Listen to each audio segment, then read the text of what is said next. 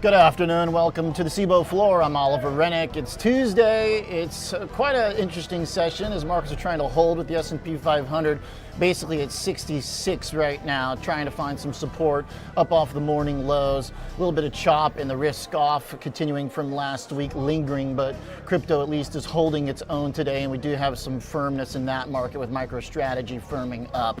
The charts have been pretty straightforward. Bitcoin's been the weakest. The stock market has been generally powered by the AI names, but there's a little bit of negativity creeping in around some of the AI narrative, notably because Sundar Pichai and a few others high ranking in the world of technology have started to prepare a little bit of a narrative of what might happen if a bubble bursts in that category. But I have to say that one important thing to realize right now is that if the AI bubble bursts, that's a lot more like the tech bubble from .com bursting rather than, let's say, the great financial crisis, and those are two wildly different versions of a bear market. If we do slow down in the stock market,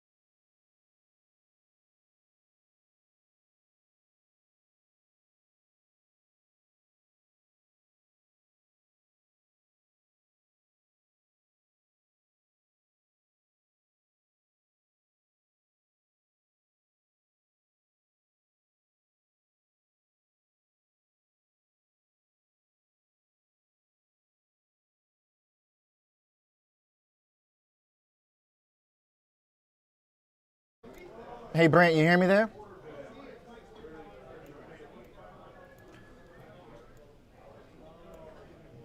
Okay, Mr. Kochuba, I think I Hey, got you Oliver, now. Hey, test. there we go. Boom. Bingo. Yes, sir. What up, man? All right, so look, we've talked for weeks, that NVIDIA was going to be the big moment, and the options market had told us that was the big moment, right? So at this point, do you think it's, showtime tomorrow afternoon, basically? Yeah, the implied move. Sorry about that. Still a little audio lag there. So apologies for that. The implied move for Nvidia, I think, is interesting. It's about 6.5%, which is really pretty in line with previous earnings implied moves. You see ranges of 5 to 7%, and normally you would think this event feels a lot bigger because it feels like the weight of the market is sort of resting on this. And, I was trying to fact check this idea because, he's had this idea like NVIDIA earnings is the most important event, in modern history. But if you look at a lot of these stocks, you mentioned the changing AI narrative. We're looking at CoreWeave, for example, the term structure of CoreWeave, the term structure of Oracle. Those two stocks had, the last I checked, some of the fastest increase in their credit default swaps, for example. And those term structures are really pricing in this event, for example. The S&P term structure is pricing in this event.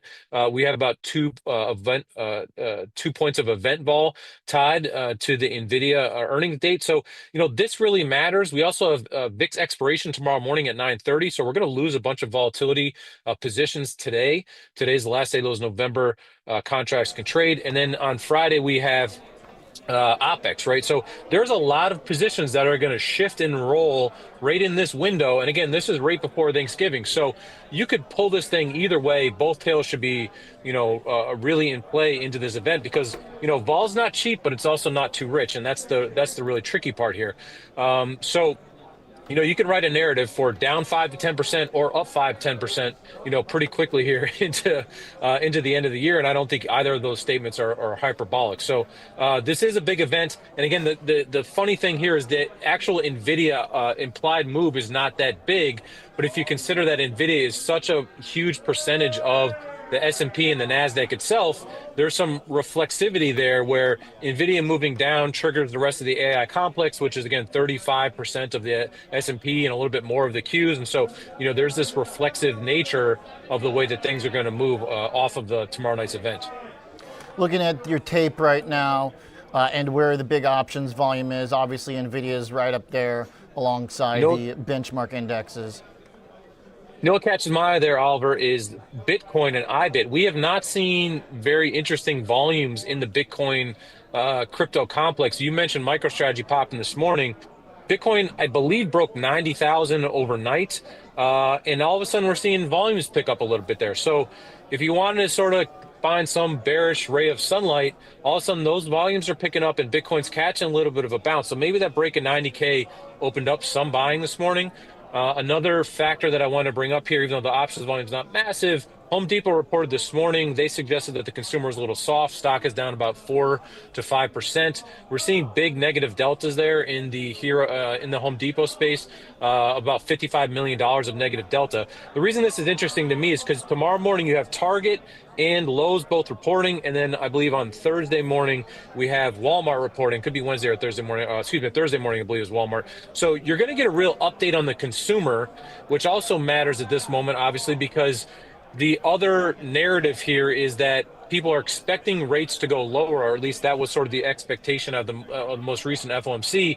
According to CME FedWatch right now, it's a 50-50 odds of a rate cut into December. So not only do you struggle with the AI narrative, we have this weird moment where inflation seems sticky, so the Feds are hawkish a little bit here, or don't seem to want to coalesce around a rate cut. But now we're getting clear data from the retailers that, hey, look, the consumer isn't that strong. And then we obviously have Black Friday week coming up here. So yes, AI can save us all, but you could also outline the scenario where, like, hey, look, AI isn't that great. NVIDIA pops that bubble. Then we have the retailer earnings, which are showing us that the consumer is weak, and we're not going to get a rate cut. So very quickly, again, you start to go, okay, we're not getting a rate cut. The consumer's weak, and the AI bubble is burst. Like, who wants to be buying that dip, right? Yeah, that starts to get to a multi-pronged kind of narrative there that could maybe run away from us. I'm looking at Kalshi right now, basically saying the same as the Fed funds futures toss up 50-50. And as that's gone to 50-50, the number of rate cuts in 2025 has also slipped down to 3 cuts being basically a flip, with 2 and 4. We're losing that, obviously. So just kind of different ways to look at it, all telling us that it's not a guarantee. I have to say, though, I feel like 50-50 for rate cuts is a pretty decent spot to be in, Brent, because there are those that would argue, right, if you got to really cut rates with inflation 3%, then maybe you're weaker than you want to be economically. So I don't know. I kind of like the odds of a coin flip for rate cuts. I kind of feel like that might be the sweet spot long term to be able to just hold. Yeah, and imagine we get in the scenario where Nvidia crushes earnings, the AI story is restored, and then we get a signal that we're going to get a rate cut in December because of weak consumer data. Then suddenly, you think the market can rally pretty strongly here. So, this is the tough moment here where you can go 50-50 in terms of a rally or a sell-off. And I think the nice thing is here is you don't necessarily need to guess. I think there's some interesting trades ahead of time, but we can see which way this market's leaning on Thursday morning, and then probably expect that trend really continues, with some strength over the coming weeks. The other thing that's interesting here is I think if you want to play long side, you can look at stuff like SMH. SMH calls are cheaper relative to NVIDIA, so you don't have to play NVIDIA directly here.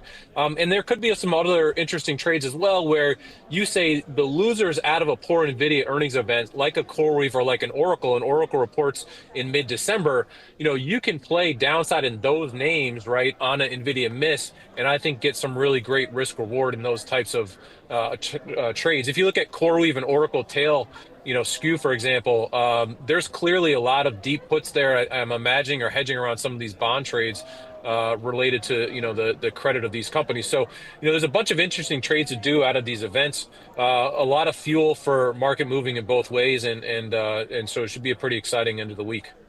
Yeah, the speculation on NVIDIA I'm looking at right now, self-driving, 55% chance they talk that.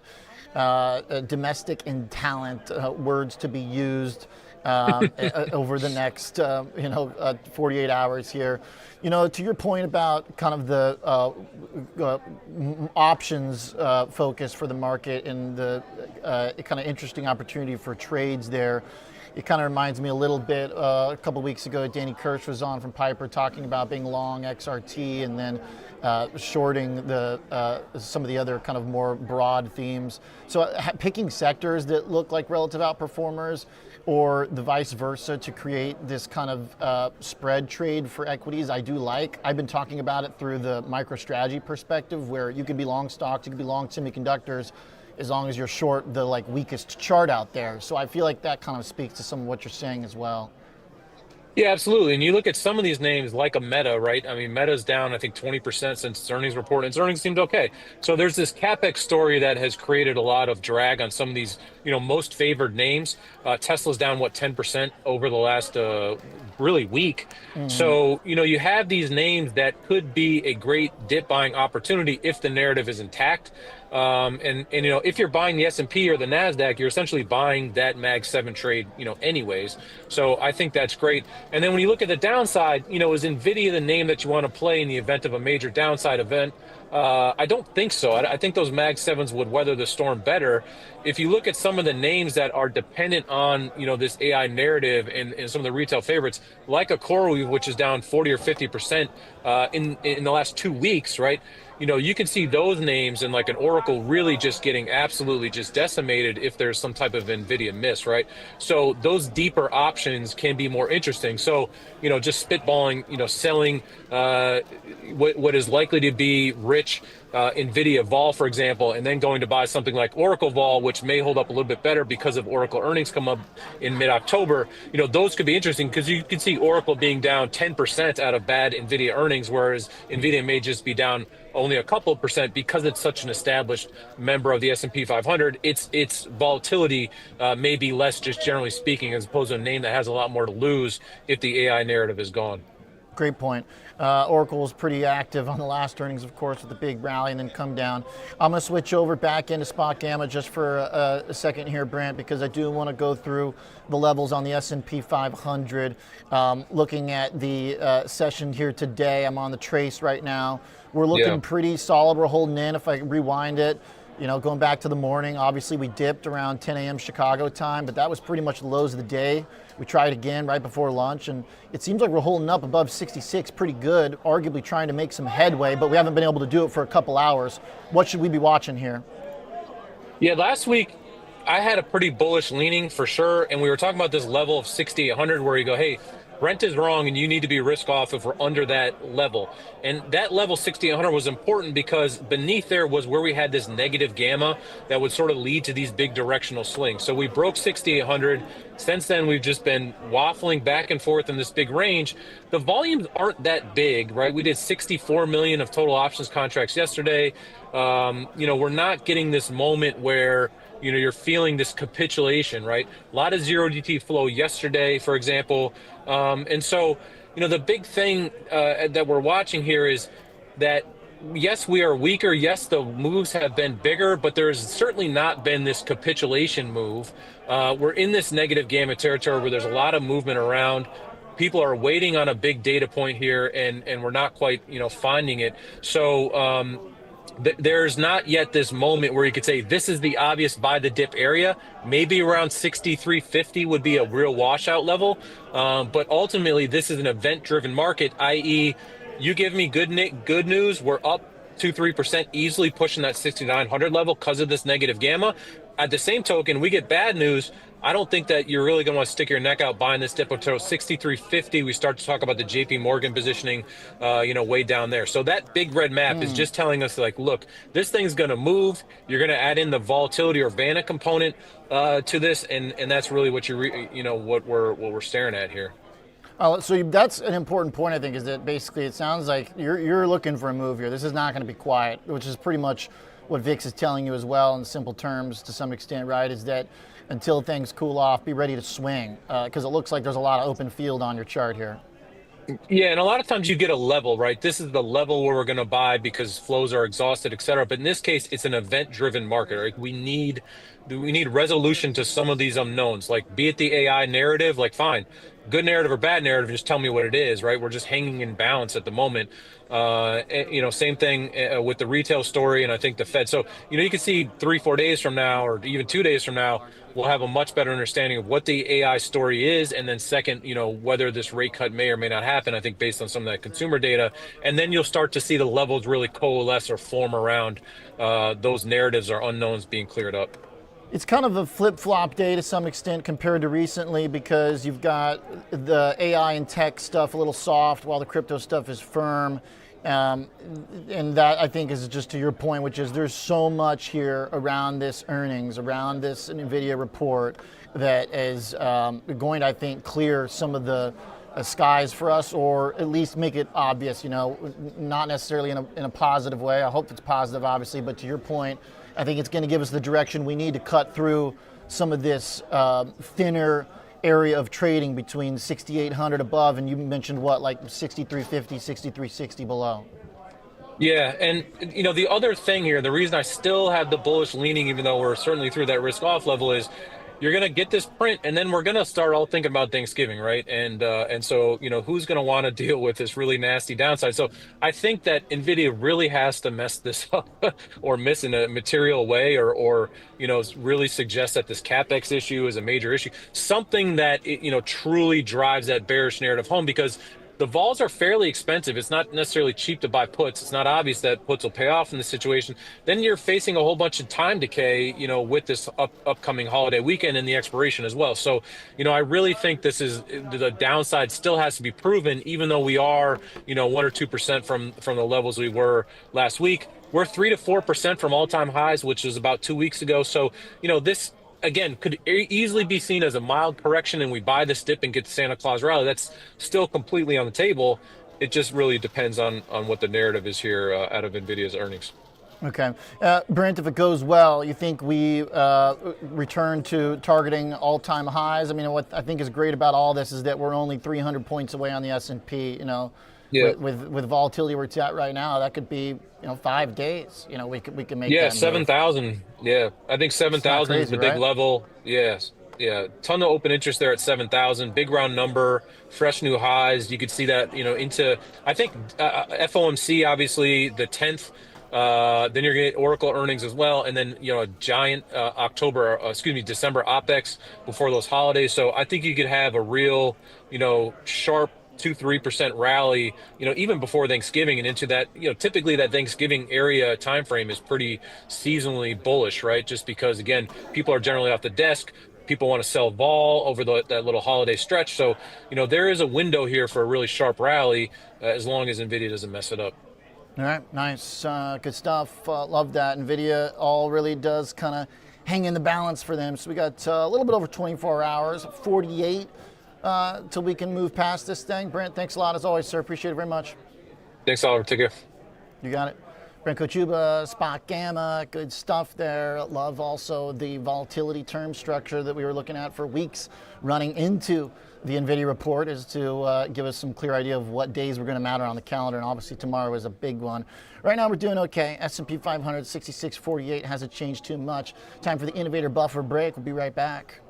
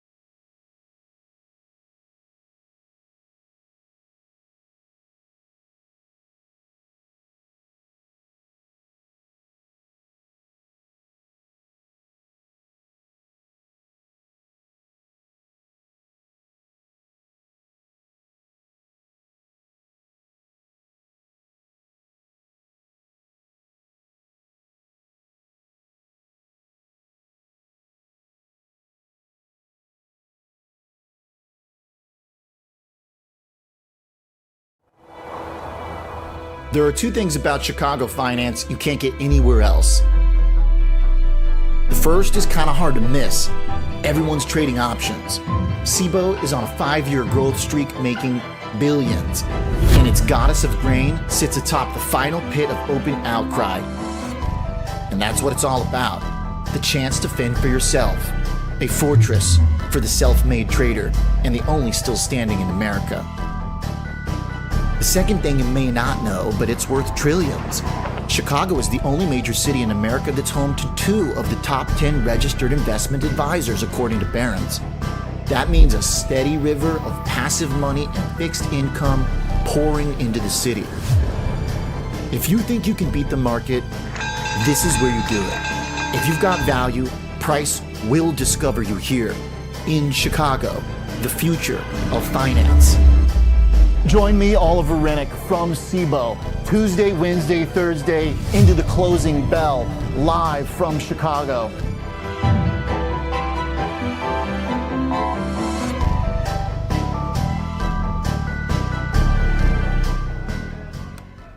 Welcome back to Chicago Future of Finance. Let's go through the risk radar for a moment here, as I think I accidentally clicked that mute button, which is too bad of a habit I'm developing, but we're working through it. Here's the bottom line. The technicals we were talking about with Brent, I think, totally resonate with what I've had on the risk radar, which has been red for BTC, yellow across the board, gold for gold, and yellow for the macros. Now, what we think we've learned here basically over the last couple of weeks is that Bitcoin and stocks are largely separate, crypto markets versus the earnings-powered AI, but that's where NVIDIA becomes so important, is whether or not NVIDIA earnings are going to reconnect the risk-off move that we've seen in crypto with stocks, or if stocks are going to go their own way because of the incredible tools and productivity strides that AI is making for us. That's the big question. As we mentioned for NVIDIA, the key line to hold is 180. Otherwise, it looks like breakdown technically. That's really important because right now the drop in the stock has basically held on to a level that we're pretty familiar with. 180 is a pretty good place to be stuck at for NVIDIA. I think everybody's generally happy if you're in that area. If you break through it to the downside, different story then. So there's the line right there, 180. You want to make sure that holds. Want to take a look at the macros here for a second. Back to Bitcoin where it's the weakest. You really fell off a cliff here. But this long-term uptrend line, the one that gets us right to 10,000, is an important one. Stretching it back on the chart, you can see this thing has held basically since 2024. That's a pretty darn good line. That means that if it breaks, it's a big deal, and it did break, so it was a big deal. The bearish divergence I've talked about shows up when you look at the relative strength, the RSI. Looking at the 14-day on that, you can see that it's continued to drop off. That was the sign that BTC was weak, the fact that momentum was not increasing while the price was. So as that's broken down, it really opens up a lot of potentially negative doors for coiners. And basically, I think that would be, if you really want to get into it, if you really want to test it, when you violate this type of uptrend line, then that means you need to go back and test the old supports. That means right here at 80,000, that was a support for BTC. It means down here at 60. One step before the other, 90,000, not too far off from 80. If we do see more selling, if NVIDIA doesn't go well, then that's what I would look for as the potential next testing area for the Bitcoin trade, is whether or not it goes down to 80. Now, that being said, in the short term, MicroStrategy is showing us a little bit of life right now. A nice little pops, 8%, back up off 200 bucks. MSTR found a little bit of support there. If that translates into Bitcoin support, then you go back to the chart, and I think you target the old 100,000. The fact that that's where we had a lot of back and forth before we broke down is suggesting that there might be a little bit of a magnet there. If you break old support, go back and test it. That's obviously a big key level. It's a big whole number.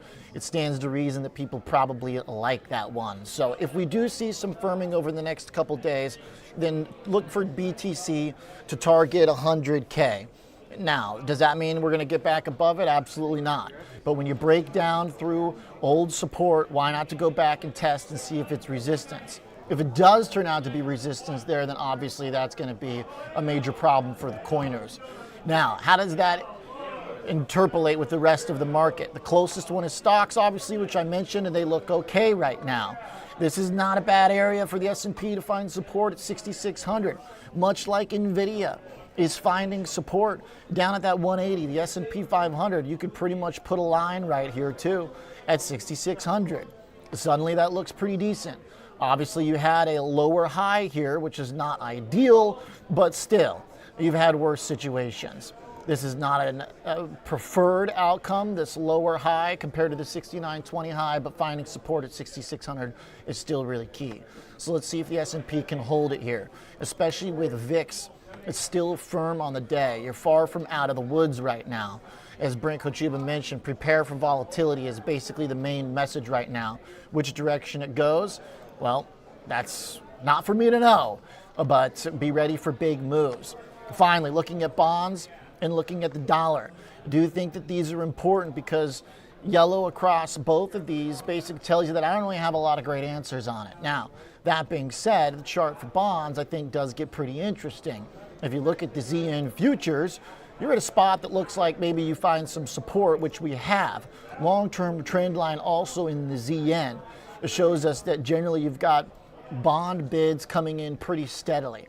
Now, right now with the odds of a Fed cut at 50-50, essentially a coin flip, the market I think makes sense to be seeing some back and forth here. The fact that you've got a good bit of chop right here at ZN for the last now almost 3 weeks, it tells you, I think, pretty loud and clear that the market doesn't know which way the Fed's going to go at this point. 50-50, by the way, is not bad as far as the odds for a Fed cut go. I don't think you really want to be in a scenario where you're begging for relief from the Federal Reserve. So the fact that you're at a coin flip right now, pretty much wherever you look, I think is actually a pretty decent thing. Look at the Kalshi odds, and you do see that the Fed odds are right at 50-50, which is totally fair. Do we need a cut? Maybe not. But do we need a hike? I think definitely not. So that kind of gets you 50-50. And by the way, that's basically been my interpretation of this for some time, which is that if you don't need to hike, then you should default to cuts. If you don't need to hike, then you should default to cuts if you can. Now, if inflation is going to be a problem, maybe you don't have to cut. But the idea here that we need to keep the economy tight just for the sake of keeping it tight because somebody missed out on a big stock rally, that's kind of ridiculous. A lot of the folks that have the narrative you're hearing about how we need to be tightening or afraid of cutting, I just don't think makes sense. Especially what we heard from Susan Collins last week about the data lagging and our lack of economic information. That's more likely to skew negative than it does positive when people were out of jobs. So to me, on general net, if you really put a gun to my head, you go cuts, but I don't think you really need to. So that brings us back to the bond market though, which is important, as that shows up pretty clearly here. Back and forth in bonds. So that to me makes a lot of sense. That means that you've got essentially a battle going on. If bonds do break down, that'll be an interesting test because it would obviously mean that yields then push higher. If you look at the 10-year yield, we're at 4.1% right now. That's pretty close to the high from September, but not quite there. So technically, even though yields are no longer in this downtrend line from May, they did break that. See, that's pretty much what happened over the last month. Since November started, yields have been a little bit elevated compared to the trend they had been in over the past year. But if they then rip from here and we start to see yields move, it's going to be really important to see what stocks move with that too. Basically, I would look at the regional banks to see if there's weakness there, which there was over the last 48 hours. They got hit pretty hard. That's one area that could struggle if you see yields start to go up. But I don't really think you're going to see bonds getting sold off right now in a fairly dramatic fashion. And if they do, it's probably because the stock market's rallying back and we're going risk on. So don't panic about it just yet. Yellow across the board. Last one is gold real fast, as I didn't hit that one. Gold looked like maybe it was going to make a move. Then it got stopped back out at 4,200, finding support at 4,000 again. I think once again you have a pretty good case for a line in the sand right here at 4,000 on gold, which is why I hold it green. It's arguably the one that's still in the clearest uptrend. All right, there's your risk radar. Be right back.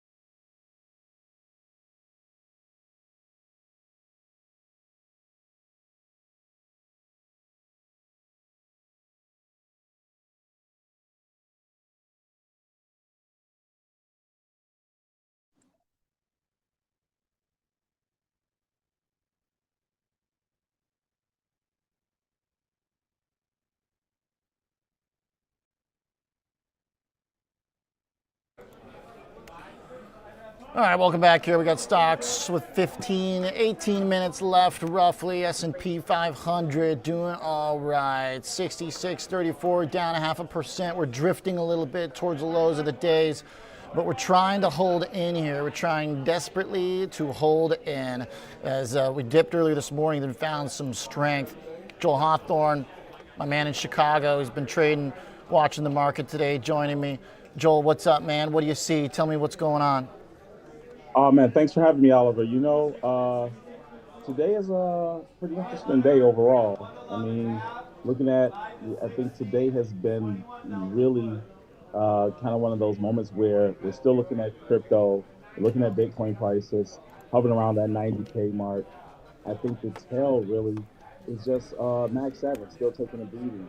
And interesting enough,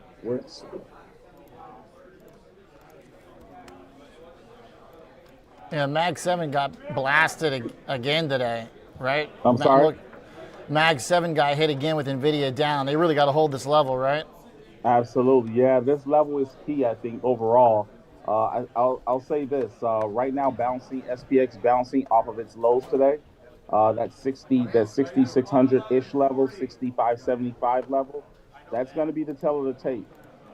Another thing I would say really quickly to you is how futures have been responding overnight.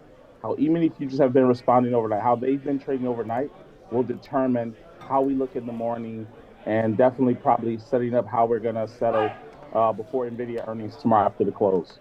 So there's going to be action around the clock here, basically. I mean, I'll be same story. I'll be watching crypto after hours too for any indications.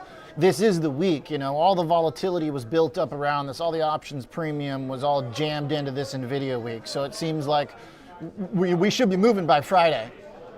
Yeah, we should be moving by Friday. And you talk about a lot of that option premium.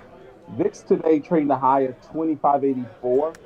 And even on this rebound we've seen, even though we're kind of pulling back now as we go into the close, 15 minutes before the bell, VIX is still trading around 24. So you just never really know right now. We kind of thought that dip buyers coming in midday today was probably going to settle things, but it looks like there's still some fear here. There's still some concern. So it'll be interesting to see what happens. I was kind of thinking the same, that the line in the sand at that 66 looked pretty good, but VIX is just not letting go, right? VIX is just keeping a pretty tight hold on the market, telling us that this is, there's going to be action here. This is not going to be, we're not going to slide away from this easily. This is going to be, at least 1.5–2%, moves. I think we're getting there pretty close. Maybe not 2, but it seems like maybe S&P's 0.5% isn't quite on par with maybe what Vol is suggesting. Yeah, right now, the most active strike trading in SPX right now, going into the close, is the 6700s. The buyers of those calls are leading slightly ahead of the puts. And I'll tell you right now, with price trading 66.31 currently right now, doesn't look like that 6700 is anywhere near going to get hit. As a matter of fact, it looks like we're pulling back right around that 66.25-ish area. So I would say bears are still here and they're going to be present, man. I'll tell you right now, I've been looking for some positions to put on overnight. My hands off the keyboard for the rest of the session. I'm not going to carry anything overnight here. Yeah, too risky, too much hanging in the balance. Absolutely. Real quick though, I want to say something to you. That MicroStrategy short you've been talking about, you and I talked about it privately a lot. Hey man, you're looking like a genius with that one. Great job on that one. Thank you, Joel. Appreciate it, man. It's getting a little bit of relief today. Bounce at $200. The next question, because at first it worked because the long Bitcoin side was working, while MicroStrategy was kind of meandering, and then obviously the short MicroStrategy part really started working here in the last several months. Now, I wonder if the two align, which they kind of have been now for better part of a month and a half. BTC and Master align. That's not going to be a great combination. The other thing I've noticed, Joel, too, is like the kind of negative sentiment where like people are kind of openly talking about the financial engineering of that company as being a bit fantastical. and almost comical from some of the stuff, the Twitter kind of, I don't know, I could be just grasping at straws, but it seems like some of the kind of commentary around it in the community has shifted a little bit more critical and kind of negative. I would agree with that. I don't think you're grasping at straws. I think that kind of some of the things that we've all heard on our trading journey is kind of dollar cost averaging down is what it appears that that company is doing most days. On any pullback, you just you see these tweets, if you would, about how there's more Bitcoin being bought. And if you're constantly buying the low and it keeps going lower, then I mean, at some point, right? We've all heard the market doesn't have to be in your favor when the trade goes against you. I mean, you keep buying losers and buying losers, it's going to reflect in your P&L. And I think, who knows, right? There's a long-term projection of Bitcoin that a lot of people have that it's going to be, maybe 10x where it is right now or so. We have to wait and see that. I don't know if I'm there. I don't know if I agree. I'm a trader. I just care about price, price action and where's the edge. And I just don't see that at the moment. So I would have to agree with you right now. There is some skepticism, and rightfully so. Yeah. The gap merging quite wide between Bitcoin in the purple, MicroStrategy in the red. A nice look at the options trading in S&P, Joel, and I think good thoughts on having a pretty low-key evening and morning. Let the dust settle a little bit. Don't overdo it. I think this is one of those moments in markets and trading where if you're tempted to try and put it all on the line because there's a big event, but boy, those are the days too where you can really get wiped out the most. Absolutely. I mean, I guess the question, the big question is losing more painful than losing money more painful than making money? And if it right, is, then you got to stay on the sideline. yeah. And if it is, I mean, you got to stay on the sideline a little bit, or just take base hits, right? You got a really smart trader that you talk to who uses a baseball analogy. I talked to a while ago, Scott Bauer. He told me years ago, about taking base hits, and I like that analogy. So, yeah, I think sometimes taking small trades, getting on base, that's the way to go. 100%. Nice, good transition for us too. We got Scott's guy Charlie on deck. Thanks, Joel. All right, man. Thanks for having me. You the man. Appreciate it, Joel Hawthorne. Thank you very much, sir. We got Charles Moon on the line, joining from the Prosper Trading Academy. All right, Charlie, we got NVIDIA tomorrow. We got Joel's point about not pushing it on days where you could have monster moves. But also, the gambler in me is kind of looking at all the premium built up around this week and saying, maybe I don't want to sit out completely on the sidelines. Where do you stand? It's about your risk tolerance, man. You got a little risk in you. You got to take it. This is the time to make money. If we're going to see stocks make progressive moves in 2-day periods that previously took weeks, maybe week and a half, I feel it's always worth the shot. It just depends on the individual and what kind of risk tolerance they have. We've seen the volatility creep back up. You can see the VIX knocking on the door 25 earlier today. They've retraced back a bit. But, in these environments, I just like being fast and swift. I like being in and out, not trying to be married to any side here. Yeah. Charlie, when you think about the kind of hot stuff, the action, where is it? So what, NVIDIA, you want to be playing in NVIDIA's playground tonight? Tomorrow? Ultimately, this is the way that I'm looking at it. I think the next week and a half is possibly the most important moment of 2025. And that's saying a lot, comparably with that, yeah. To, how big the market has swung. But, we're talking about traders, looking to go on vacation right into Thanksgiving. And usually institutions, Wall Street, and a lot of the big money traders, they tend to stay hands off or get into more of a liquidation mode following from Thanksgiving to Christmas. Now, historically, we call it the Santa Claus rally. We tend to just grind up, but these are low volume movements. And, a lot is riding, obviously in relation to NVIDIA. We've seen the unraveling of a lot of the AI growth stocks, but there is some optimism, right? NVIDIA is NVIDIA. NVIDIA is now the largest market cap stock. They're the ones that are moving the markets right now. today in terms of performance. The market did come off the lows. They're now coming back off the highs. But what's really standing out to me is the performance of the Russell. Russell's positive today. I They're saw showing a that, lot yeah. of strength. And IWM the right fact that here. they're showing strength today could be a good indication that the market might want to put a little risk on leading into Nvidia earnings. Retailers too, XRT, part of the Danny Kirsch trade, those are firm today as well. So there's a few little outperformers in the mix. Obviously, we mentioned a little bit of bounce and master back there too. Strategy, Tourniquet getting some of the bleeding there. Tell me what you think is going on in the crypto world, Charlie, and what it tells us right now, if anything. I think a couple of weeks ago, Jim Janos talked about closing out his position where he was long Bitcoin, short MSTR. Um, Effectively, Bitcoin continues to soften. They got back above 100,000. They retested that level. It folded like a lawn chair. Crypto, continues to remain volatile. It's going to remain a volatile asset.